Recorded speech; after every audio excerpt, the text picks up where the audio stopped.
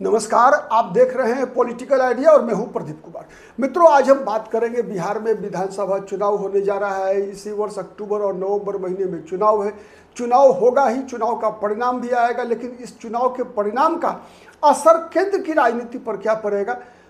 चूंकि हर राज्य के चूंकि हमारे देश में जो व्यवस्था है वो संघीय व्यवस्था है। चुनाव केंद्र में अलग सरकार बनती है, राज्यों में अलग सरकार बनती है, लेकिन राज्यों में जो चुनाव होते हैं और राज्य में जो सरकारें बनती है उसका कहीं ना कहीं केंद्रीय राजनीति पर भी बहुत बड़ा असर पड़ता है। अगर हम बिहार विधानसभा चुनाव के परिणाम की जिस प्रकार के सर्वे आ रहे हैं, जिस प्रकार के पब्लिक ओपिनियन के रिपोर्ट्स आ रहे हैं, उससे ये स्पष्ट दिखता है कि बिहार में कहीं ना कहीं एनडीए पर महागठबंधन हावी है। और जब बात महागठबंधन की होती है तो महागठबंधन में सबसे बड़ा दल राष्ट्रीय जनता दल है और राष्ट्रीय जनता दल के सबसे बड़े नेता के रूप में तेजस्वी प्रसाद यादव निर्विवाद रूप से वो चेहरा है जिसके मुख्यमंत्री बनने की पूरी संभावना दिख रही है। लेकिन इस संभावना को अगर पलीता लग रहा है अगर कहीं से, तो वो लग रहा है महागठबंधन के अंदर से।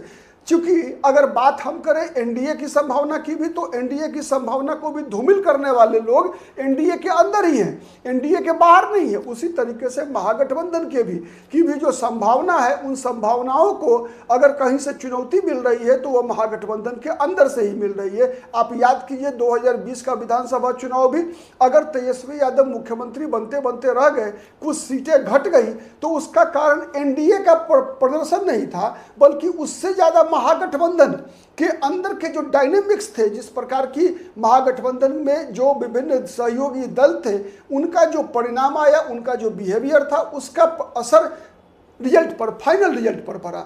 वैसे ये कहा जाता है कि एनडीए को की सीटें और बढ़ी होती अगर चिराग पासवान अगर एनडीए के साथ लड़े होते, अलग से उम्मीदवार चिराग पासवान ने नहीं खड़ा किया होता। लेकिन उसके बदले में यह भी कहा जा सकता है कि मुकेश सहनी अगर एनडीए में नहीं आए होते और वो महागठबंधन के साथ चुनाव लड़ते, तो फिर परिणाम का क्या असर होता। तो इसीलिए हम इफ और बट की चर्चा आज नहीं करेंगे। अभी हम बात करेंगे कि अगर तेजस्वी प्रसाद यादव चुनाव जीते, जैसे कि सर्वे रिपोर्ट्स बता रहे हैं कि तेजस्वी यादव का सर्वे के अनुसार अगर तेजस्वी यादव का मुख्यमंत्री बनना लगभग तय दिख रहा है, तो ऐसी स्थिति में केंद्र की राजनीति पर क्या असर पड़ेगा? आप याद कीजिए, आज से 6 महीना पहले जब दिल्ली में आम आदमी पार्टी की सरकार हुआ करती थी, तो जब आम आदमी पार्टी की सरकार थी, दिल्ली में भी, पंजाब में भी, 2 राज्यों में थी, गुजरात में कांग्रेस पार्टी को सबसे ज्यादा नुकसान अगर किसी ने पहुंचाया तो आम आदमी पार्टी ने पहुंचाया। गोवा विधानसभा चुनाव के समय में भी अगर आप देखेंगे तो कुछ हद तक आम आदमी पार्टी ने कांग्रेस की संभावनाओं को पलीता वहां भी लगाया था।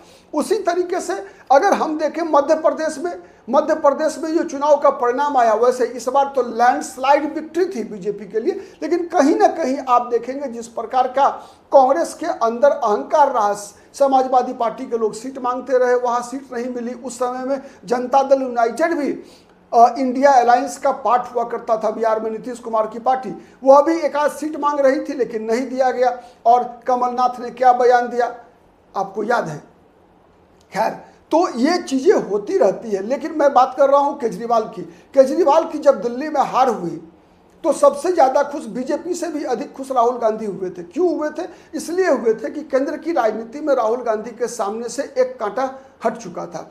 क्यों? उसके कारण को समझिए। जब पिछली बार लोकसभा चुनाव से पहले इंडिया अलायंस की बैठक हो रही थी तो कई प्रधानमंत्री के दावेदार उभर कर सामने आए थे। पहला सबसे बड़ा चेहरा उभर कर आया था नीतीश कुमार का। नीतीश कुमार एनडीए को छोड़कर ही इसलिए गए थे कि नीतीश कुमार को यह लगता था कि महागठबंधन में जितने भी बड़े नेता हैं, सब के ऊपर भ्रष्टाचार का कोई ना कोई आरोप है। उन लोगों को, वो लोग प्रधानमंत्री के कोई भी सर्वसम्मत उम्मीदवार नहीं बन सकते, चाहे वो अरविंद केजरीवाल हो, चाहे वो ममता बनर्जी हो, चाहे वो राहुल गांधी हो, कोई ऐसा चेहरा नहीं दिख रहा था। नीतीश कुमार को लगा कि मैं ही अकेला एक ऐसा व्यक्ति हूं जिसके ऊपर कोई भ्रष्टाचार का, अपराध का कोई आरोप नहीं है, इसीलिए महागठबंधन के लोग हमें हाथों हाथ ले लेंगे, सर माथे बिठाएंगे और प्रधानमंत्री पद का उम्मीदवार बना देंगे।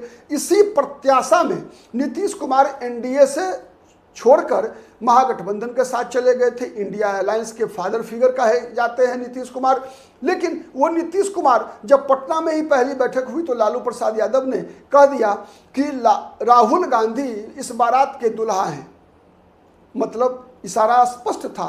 तो पटना से होते हुए मुंबई, बेंगलोर और दिल्ली होते होते कितनी सारी परिस्थितियां बदली। आपको याद होगा जब अरविंद केजरीवाल ने और ममता बनर्जी ने एक नई चाल चल दी थी और कहा था कि मल्लिकार्जुन खड़गे प्रधानमंत्री पद के उम्मीदवार होंगे। मतलब आपस में ही इस प्रकार का घालमेल कर दिया गया जिससे कि लगा ही नहीं कि नरेंद्र मोदी के समक्ष कोई बहुत बड़ी चुनौती होगी। खैर, कुछ मुद्दे ऐसे बने जिन मुद्दों के कारण नरेंद्र मोदी 240 पर अटक गए, लेकिन यह मुद्दा मरा नहीं कि नरेंद्र मोदी के सामने प्रधानमंत्री पद का वैकल्पिक उम्मीदवार कौन होगा। इसीलिए मैंने कहा जब दिल्ली चुनाव का परिणाम आया तो बीजेपी से ज्यादा राहुल गांधी खुश थे। इसलिए खुश थे कि चलो अब केजरीवाल ये नहीं कह सकते कि मेरी एक से ज्यादा 2 राज्यों में सरकार है। पहले केजरीवाल कहा करते थे कि कहीं ना कहीं पंजाब और दिल्ली में सरकार होने के कारण उनका दावा, वो भी दावा कर रहे थे कि मैं भी प्रधानमंत्री पद का उम्मीदवार हो सकता हूं।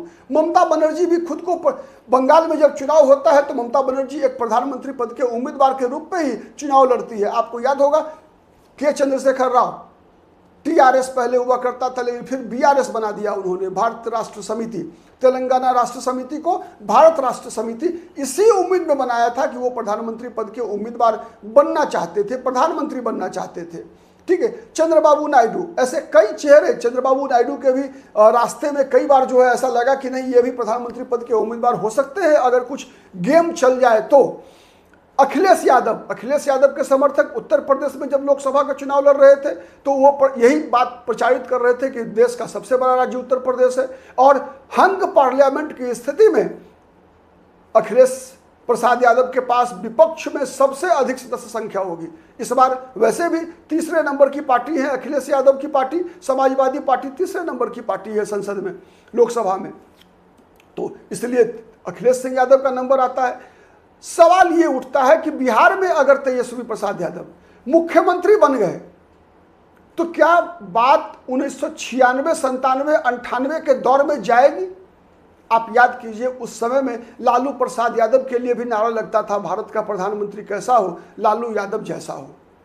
और वो लालू प्रसाद यादव ने सबसे पहले मुलायम सिंह यादव के रास्ते में कांटे बिछा दिए थे। प्रधानमंत्री जब मुलायम सिंह यादव का लगभग बनना तय था तब लालू प्रसाद यादव ही एकमात्र जनता दल में ऐसे विरोधी थे मुलायम सिंह यादव के जिन्होंने मुलायम सिंह यादव को प्रधानमंत्री नहीं बनने दिया और अंततः देवगौड़ा प्रधानमंत्री बने। फिर दूसरी बार जब मौका आया तो इंद्र कुमार गुजराल प्रधानमंत्री बन गए, लेकिन मुलायम सिंह यादव को लालू प्रसाद यादव ने प्रधानमंत्री नहीं बनने दिया और देवगौड़ा को भी प्रधानमंत्री की कुर्सी से इसलिए उतार दिया गया कि देवगौड़ा ने चारा घोटाले में सरदार जोगिंदर सिंह जो सीबीआई के डायरेक्टर थे उनके माध्यम से लालू प्रसाद यादव की कोई मदद नहीं की थी।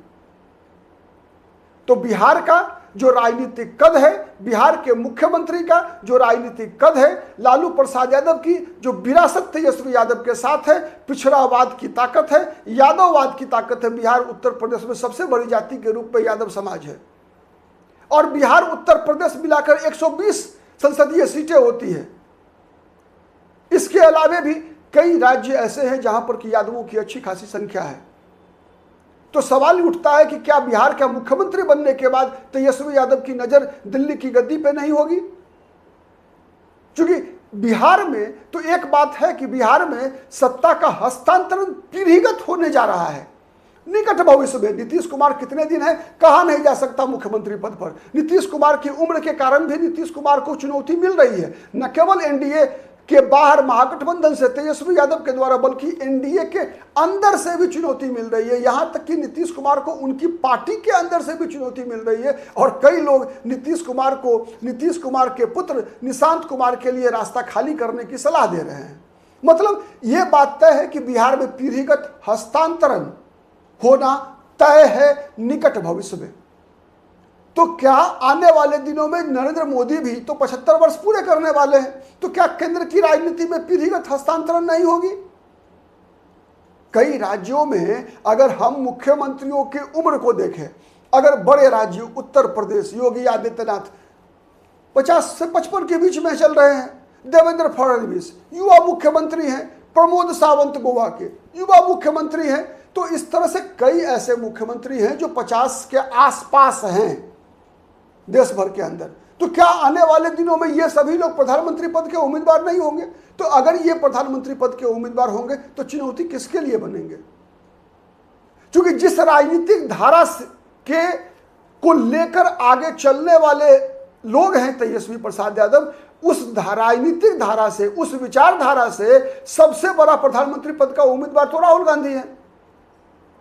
जिस धर्मनिरपेक्ष राजनीति की बातें की जाती है, जिस सामाजिक न्याय के धारा की बातचीत की जाती है और अपने आप को अलंबरदार बताते हैं, चाहे वो तेजस्वी प्रसाद यादव हो, चाहे वो अखिलेश सिंह यादव हो, चाहे वो ममता बनर्जी हो, चाहे वो अरविंद केजरीवाल हो, ये जिस राजनीतिक धारा के वाहक हैं, उस राजनीतिक धारा के सबसे बड़े नेता आज के डेट में अगर कोई है तो राहुल गांधी है, इसमें कोई शक नहीं है। तो जब बिहार और उत्तर प्रदेश जैसे राज्यों से राहुल गांधी को चुनौती मिलेगी तो फिर राहुल गांधी उन सीटों की भरपाई और वो राजनीतिक शक्ति कहां से ग्रहण कर पाएंगे? साउथ इंडिया अगर देखा जाए तो तमिलनाडु में राहुल गांधी कांग्रेस पार्टी की स्थिति बहुत ही कमजोर है। और स्टालिन की जहां तक बात है, स्टालिन का सहयोग राहुल गांधी के लिए भी उतना ही होगा जितना तेजस्वी यादव या अखिलेश यादव के लिए हो सकता है। कोई अंतर नहीं पड़ता है स्टालिन को उनसे।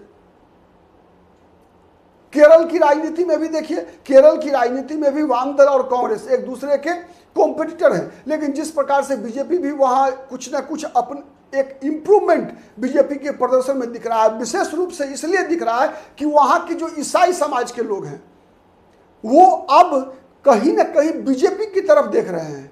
ये एक बहुत बड़ा परिवर्तन है केरल में।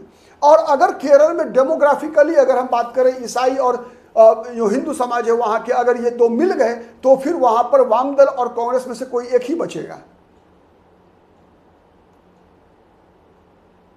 आंध्र प्रदेश और तेलंगाना में आंध्र प्रदेश में कांग्रेस साफ है, कहीं कोई आधार नहीं बचता। वहां या तो जगन मोहन रेड्डी है या फिर चंद्रबाबू नायडू है। तेलंगाना में बीजेपी और कांग्रेस की सीधी लड़ाई है। और जहां जहां याद रखिए, जहां जहां सीधी लड़ाई है बीजेपी की कांग्रेस पार्टी से, वहां वहां लगभग प्रायः अधिकतर चुनाव में बीजेपी भारी पड़ती है। बीजेपी वहीं पर परेशानी महसूस करती है जहां पर कि तीसरी शक्ति होती है। तो एक तेलंगाना भी बनता है उस स्थिति में। तो फिर तेजस्वी यादव अगर प्रधानमंत्री पद के उम्मीदवार बन गए, दावेदार बन गए, अगर दावेदारी करना शुरू कर दिया तो निश्चित है कि राहुल गांधी के लिए खतरा होंगे। और राहुल गांधी भी इस बात को समझ रहे हैं। ऐसा नहीं है कि राहुल गांधी अनजान नहीं है। इसीलिए मैंने पहले ही कहा था कि केजरीवाल की हार के बाद सबसे अधिक खुश, बीजेपी से भी ज्यादा खुश राहुल गांधी हुए थे। तो क्या यही कारण है कि बिहार में कांग्रेस पार्टी और राहुल गांधी महागठबंधन से बाहर जाने का बहाना ढूंढ रही है? क्या यही कारण है कि लालू परिवार के जबरदस्त विरोध के बावजूद कांग्रेस पार्टी कहीं ना कहीं अखिलेश प्रसाद सिंह को प्रदेश अध्यक्ष पद से हटा दिया? कहीं यही बात तो ऐसा नहीं है जिस कारण से कांग्रेस पार्टी ने बिहार में लालू परिवार के विरोध के बावजूद कन्हैया कुमार और पप्पू यादव को राहुल गांधी ने सह दिया है? कई सवाल हैं, आने वाले दिनों में इसका जवाब मिलेगा। लेकिन एक बात तय है कि अगर तीसरे फ्रंट, मतलब नाइदर बीजेपी नॉर कांग्रेस, अगर ये तीसरा कोई भी मजबूत होगा, चाहे वो नीतीश कुमार मजबूत होते हैं, चाहे तेजस्वी यादव मजबूत होते हैं, केंद्र की राजनीति में बिहार की एक बहुत बड़ी ताकत होगी। और वो ताकत कहीं ना कहीं राष्ट्रीय दलों के लिए चुनौती होगी। पहले भी जब जब ऐसा हुआ है, या इसीलिए मैंने लालू प्रसाद यादव की चर्चा की है, 95 से 97 के बीच के जो परिस्थिति थी कि लालू प्रसाद यादव कितने शक्तिशाली हुआ करते थे, बिहार ही नहीं बल्कि दिल्ली की राजनीति में भी। तो उसी प्रकार से तेजस्वी प्रसाद यादव भी बिहार में मुख्यमंत्री बनने के बाद, और अगर तेजस्वी प्रसाद यादव खुदा न खास्ता कहीं कांग्रेस की मदद के बगैर मुख्यमंत्री बन गए, तब तो तय मानिए कि कोई बिहारी लाल किले पर तिरंगा भी फहरा सकता है आने वाले दिनों में।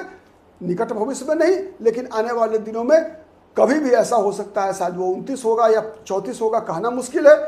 लेकिन ये बातें तय है कि कोई भी तीसरा मोर्चा का व्यक्ति अगर बिहार में शक्तिशाली होगा तो वो बीजेपी के लिए भी चुनौती तो होगा ही होगा, साथ ही कांग्रेस के लिए भी बड़ी चुनौती होगा। आज के लिए इतना ही, बहुत बहुत धन्यवाद, नमस्कार, जय हिंद, जय भारत।